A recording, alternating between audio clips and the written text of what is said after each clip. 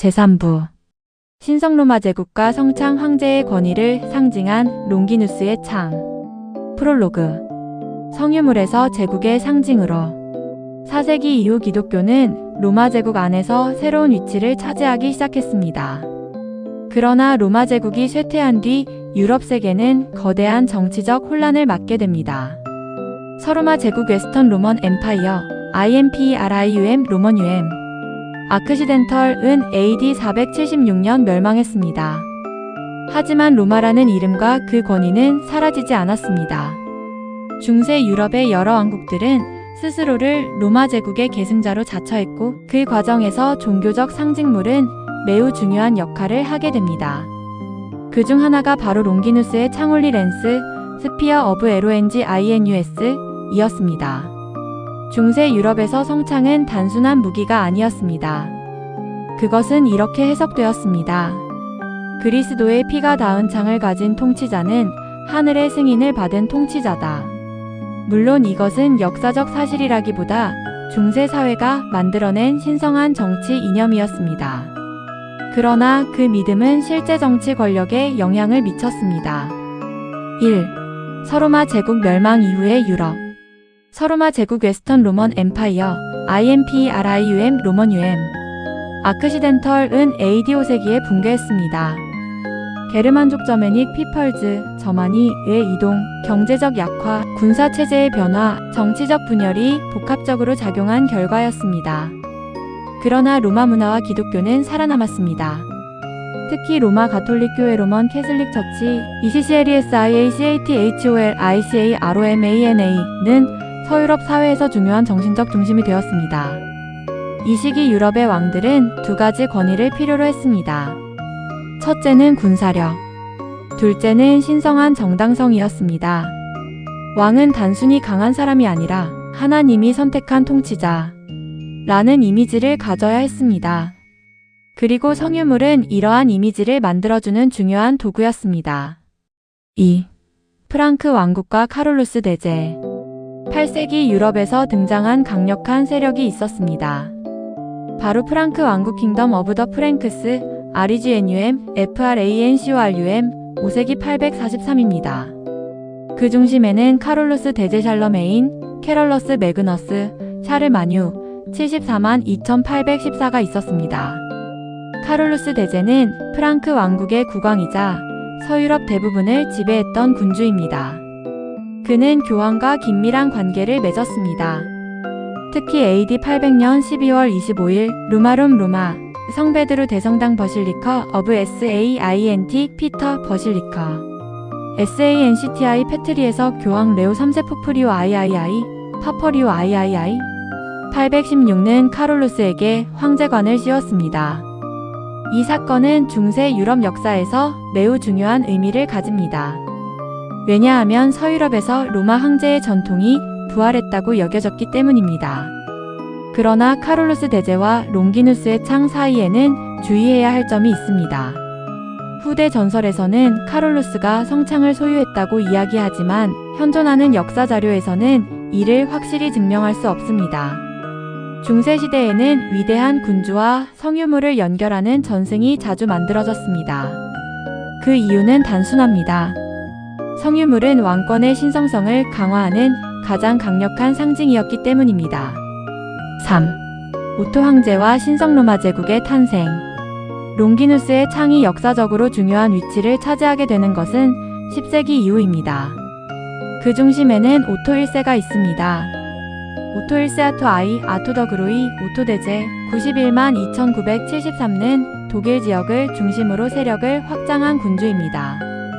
그는 936년 동프랑크 왕국 이스트 프란처 ORIENTALIS의 왕이 되었고 962년 교황 요한 12세 포프잔 XII 파퍼 IOANNES XII 약 93만 7964에 의해 황제로 즉위했습니다. 이 사건은 신성로마 제국 홀리 로먼 엠파이어 HEILIGS RMISCHES 라이크 962만 1806의 시작으로 여겨집니다. 신성로마 제국이라는 이름은 의미가 깊습니다. 로마 라는 고대 제국의 권위, 신성, 이라는 기독교적 정당성, 제국, 이라는 정치적 지배권. 이 세 가지가 결합된 이름입니다. 그리고 황제에게는 자신의 권위를 보여줄 상징물이 필요했습니다. 그것이 바로 제국 보물 RICHSKLEINODIEN 이었습니다. 4. 제국 보물과 성창. 신성로마 제국의 황제들은 여러 성스러운 물품을 보유했습니다. 이를 제국 보물 RICHSKLEINODIEN 임피리얼 리겔리어이라고 부릅니다. 대표적인 것들은 제국관 임피리얼 크라운 REICHSKRONE, 제국검 임피리얼 소드 REICHSSCHWERT, 제국콜 임피리얼 SCPTER GPTER, 성창 홀리랜스 HEIRIGLANG 등입니다. 이 물품들은 황제 즉위식과 공식 행사에서 사용되었습니다. 그 의미는 단순한 장식이 아니었습니다. 황제는 이렇게 선언하는 것이었습니다. 나는 세속의 왕이 아니라 하나님으로부터 권위를 받은 황제다. 오토 황제와 롱기누스의 창 전승. 중세 전승에서 롱기누스의 창은 오토 황제와 강하게 연결됩니다. 특히 10세기 이후 독일 지역에서는 한 성창이 황제의 소유물로 등장합니다. 이 창은 현재 빈에 보관된 성창과 연결되는 계보를 가집니다. 그러나 역사학적으로 정확히 말하면 10세기 성창이 실제로 1세기 예술을 찌른 창이라는 증거는 없습니다. 현재 학계에서는 이 창이 여러 시대의 상징과 전승이 결합된 유물로 평가됩니다. 하지만 중요한 것은 진위 여부만이 아닙니다. 중세 사람들에게 중요한 것은 황제가 이 창을 가지고 있다는 믿음이었습니다. 믿음은 곧 정치적 힘이 되었습니다. 6. 성창과 황제의 전쟁. 중세 유럽에서 황제들은 끊임없이 전쟁을 벌였습니다. 영토, 왕위 계승, 교황과의 권력 다툼.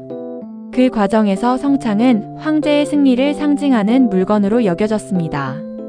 특히 독일 황제들은 전쟁터에 성창을 가져갔다고 전해집니다. 성창은 단순한 무기가 아니라 군대의 사기를 높이는 종교적 상징이었습니다. 현대적인 관점에서 보면 이는 깃발이나 국가 상징과 비슷한 역할을 했습니다. 군인들에게 우리는 정당한 싸움을 하고 있다는 믿음을 주는 것이었습니다. 7. 성창 전설의 확대. 중세 후기로 갈수록 롱기누스의 창에 대한 이야기는 더욱 커졌습니다. 일부 전승에서는 콘스탄티누스 1세가 사용했다. 카롤루스 대제가 소유했다. 오토 황제가 승리를 얻었다. 는 이야기가 등장했습니다. 하지만 역사학자는 각각을 구분합니다. 확실한 역사 기록과 후대에 만들어진 영웅적 전설은 다릅니다. 그럼에도 불구하고 롱기누스의 창은 중세 유럽 정치 문화에서 실제 영향력을 행사했습니다. 제3부 정리. 롱기누스의 창은 1세기의 작은 창에서 출발했습니다. 그러나 중세 유럽에서는 완전히 다른 의미를 갖게 됩니다. 그것은 예수의 죽음을 증언하는 성물, 황제의 신성한 권위를 보여주는 상징, 제국의 승리를 기원하는 군사적 상징으로 변화했습니다. 특히 신성로마 제국에서 성창은 황제권의 중요한 상징이 되었습니다. 하지만 이 과정에서 하나의 질문이 남습니다. 황제들이 들었던 그 창은 정말 예수를 찌른 창이었을까요? 그리고 그 창은 어떻게 오늘날까지 이어져 왔을까요? 다음 제4부에서는 빈의 성창 합스부르크 제국과 롱기누스의 창으로 이어집니다. 내용. 합스부르크 왕가 합스버그 다이너스티 1282만 1918. 빈호프부르크 왕궁 HOFBU 알치펠러스. 오스트리아 성창의 역사. 금속학 분석과 진위 논쟁을 자세히 다루겠습니다. 제4부. 빈의 성창 합스부르크 제국과 제국 보물의 탄생. 프롤로그. 황제의 손에 들린 창. 유럽 역사에서 한 가문이 600년 이상 왕과 황제를 배출하며 세계 정치의 중심에 있었던 사례는 매우 드뭅니다. 그 가문은 바로 합스부르크 가문 합스버그 다이너스티 하우스 합스버그 합스부르크 왕가 11세기경 기원 1918입니다. 합스부르크는 오스트리아를 중심으로 유럽의 운명을 움직였습니다. 그들이 지배한 영토는 오늘날의 오스트리아 STRRICH, 헝가리 MAGYARORSGG, 체코스지 CHIA 스페인 SPAIN ESP어, 네덜란드, 이탈리아 일부 지역까지 확장되었습니다. 그리고 이 합스부르크 황제들의 권위를 상징하는 보물 가운데 하나가 바로 성창울리 렌스 HIRIGLANG이었습니다. 오늘날 이 창은 오스트리아 빈비에너 윈NA의 호프부르크 궁전 HOFBURG 팰러스 HOFBURG 윈에 보관되어 있습니다. 그러나 이 창이 정말 예술을 찌른 창인지 아니면 중세 황제들이 만든 상징인지에 대한 논쟁은 지금도 계속되고 있습니다. 1. 신성로마 제국과 제국 보물. 신성로마 제국 홀리 로먼 엠파이어 HEILIGS RMISCHES 라이크 962만 1806은 이름 그대로 세 가지 전통을 계승하려 했습니다. 첫째, 고대 로마 제국 로먼 엠파이어 IMPRIUM 로먼UM의 정치적 권위. 둘째, 기독교 세계의 종교적 정당성. 셋째, 게르만 왕권의 군사적 힘. 황제는 단순한 왕이 아니었습니다. 그는 기독교 세계의 보호자로 인식되었습니다. 따라서 황제 즉위식에는 특별한 물건들이 필요했습니다. 이를 제국보물 RICHSKLEIN 임피리얼 리겔리어이라고 합니다. 대표적인 제국보물은 다음과 같습니다. 제국관, 제국관 임피리얼 크라운 REICHSKRON이 제국 황제가 즉위할 때 사용한 왕관입니다. 현재 독일 아컨과 관련된 전승과 함께 알려져 있으며 중세 황제권의 상징으로 여겨졌습니다. 제국검, 제국검 임피리얼 소드 REICHSSCHWRT 황제의 군사적 권위를 상징했습니다. 제국콜, 제국콜 임피리얼 SCPTR REICHSGPTR 통치권을 상징했습니다. 성창, 성창홀리 렌스 HEILIGLANG 예수의 죽음과 연결된 것으로 믿어진 창입니다. 이 가운데 성창은 다른 보물보다 특별했습니다. 왜냐하면 단순한 왕권의 상징이 아니라 그리스도의 희생과 연결된 물건이라는 의미를 가지고 있었기 때문입니다. 2. 오토 왕조와 성창의 등장. 성창이 독일 황제권과 연결되는 가장 중요한 시기는 10세기입니다. 주인공은 오토 1세 아토 아이 아토 더 그로이 오토 대제 91만 2973입니다. 오토 1세는 동프랑크 왕국 이스트 프란처 ORIENTALIS 프랑크의 왕으로 시작해 962년 교황 요한 12세 포프잔 IOANNES XII 약 93만 7,964에 의해 황제로 즉위했습니다. 이 사건은 신성로마 제국의 출발점으로 평가됩니다. 오토 1세는 군사 지도자로서도 유명했습니다. 955년 레이펠트 전투 배틀 오브 LECHFELD SCHLACHTAUFDM LECHFELD 955에서 마자르 종맥까지 MAGYAROK의 침입을 물리치며 중부 유럽의 지배권을 강화했습니다. 후대 전승에서는 이 승리가 성창의 힘과 연결되었다고 이야기합니다. 그러나 역사적으로는 오토 1세가 실제로 어떤 창을 사용했는지는 신중하게 봐야 합니다. 중요한 것은 성창이라는 상징이 황제의 승리와 결합했다는 점입니다. 3. 빈 성창의 역사적 등장. 현재 가장 유명한 롱기누스의 창은 오스트리아 빈에 있는 성창입니다. 정식 명칭은 제국 성창 임피리얼 렌스 REICHSLANG입니다. 이 창은 오랫동안 신성로마 제국 황제들의 보물로 관리되었습니다. 중세 문헌에서는 이 창을 다양한 이름으로 부릅니다. 성창 HEILIGLANG, 운명의 창 스피어 오브 데스터니, 롱기누스의 창 렌스 오브 LONGINUS 등입니다.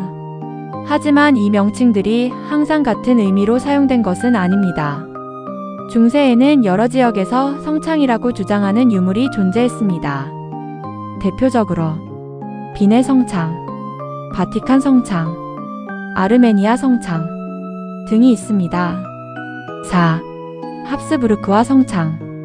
13세기 이후 유럽 정치의 중심에는 합스부르크 가문이 등장합니다. 합스부르크 헵스버그, 하우스 헵스버그는 스위스 북부 지역에서 시작한 귀족 가문이었습니다. 1273년 루돌프 1세 루달프 아이 루달프 본 헵스버그, 루돌프 폰 합스부르크 1218만 1291 가 독일 왕으로 선출되면서 합스부르크는 유럽 정치 무대에 등장합니다. 이후 합스부르크는 신성 로마 제국 황제 자리를 오랫동안 차지합니다. 특히 막시밀리안 1세 맥시밀리언 아이 본 헵스버그 1459만 1519 카를 5세 찰즈 칼 V, 칼로스 아이 1500만 1558 시대의 합스부르크의 영향력은 절정에 달했습니다. 이들에게 제국 보물과 성창은 단순한 보물이 아니었습니다. 그것은 우리는 로마 황제의 계승자다 라는 정치적 메시지였습니다. 빈 호프부르크로 이동하다. 합스부르크 황제들은 점차 오스트리아 빈을 중심으로 세력을 확장했습니다. 빈비에너 윈은 중부 유럽의 정치 중심지가 되었습니다. 그 중심 건물이 호프부르크 궁전 HOFBU 알지펠러스 HOFBU 알쥐윈입니다. 호프부르크는 13세기부터 발전하기 시작하여 합스부르크 왕가의 겨울 궁전으로 사용되었습니다. 현재 이곳에는 제국보물, 황실 유물, 왕실 의식품 등이 보관되어 있습니다. 성창 역시 이곳에서 관리되어 왔습니다. 6. 성창의 외형과 특징. 빈 성창은 일반적인 창과 다릅니다. 길이는 약 50cm 정도의 철제 창날 형태이며 중앙에는 금속 띠가 감겨 있습니다.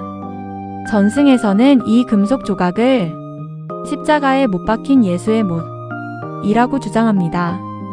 그러나 현대 금속 분석 결과 이 부분은 고대 로마 시대의 못이라고 보기 어렵고 후대에 추가된 것으로 평가됩니다. 또한 창 자체도 여러 시대에 걸쳐 보수와 수리가 이루어진 흔적이 있습니다. 7. 역사학과 신앙의 거리. 여기서 중요한 질문이 있습니다. 그렇다면 빈의 성창은 가짜인가? 역사학은 그렇게 단순하게 결론 내리지 않습니다. 왜냐하면 성창의 가치는 두 가지 층위에 있기 때문입니다. 첫째, 물질적 역사. 현재 남아있는 금속이 언제 만들어졌는가? 어떤 시대의 유물인가? 둘째, 문화적 역사. 사람들이 이 창을 왜 믿었는가? 이 창이 어떤 정치적 역할을 했는가? 역사에서 중요한 것은 물건 자체뿐 아니라 그 물건이 인간 사회에서 만들어낸 영향입니다. 빈 성창은 약 1000년 동안 황제의 권위를 상징했고 유럽 정치 문화에 실제 영향을 미쳤습니다. 제4부 정리. 롱기누스의 창은 중세 유럽에서 새로운 운명을 맞았습니다. 처음에는 예수의 죽음을 증언하는 종교적 상징이었습니다. 그러나 시간이 흐르면서 황제의 권위, 제국의 정통성, 전쟁의 승리를 상징하는 정치적 성물이 되었습니다. 특히 합스부르크 왕가는 성창을 통해 자신들이 로마 황제의 계승자임을 보여주었습니다. 하지만 20세기에 들어서면서 이 창은 전혀 다른 인물과 만나게 됩니다. 바로 나치 독일의 지도자 아돌프 히틀러입니다. 그는 왜 롱기누스의 창에 관심을 가졌을까요? 그리고 운명의 창이라는 전설은 어떻게 만들어졌을까요? 다음 제오부. 히틀러와 운명의 창 역사인가, 오컬트 신화인가? 내용. 아돌프 히틀러 에이드알프 히틀러 1889만 1945. 빈 시절의 성창 이야기. 나치와 게르만 신비주의. 린츠린즈 반환 계획과 제국보물. 전설과 실제 역사 비교로 이어가겠습니다.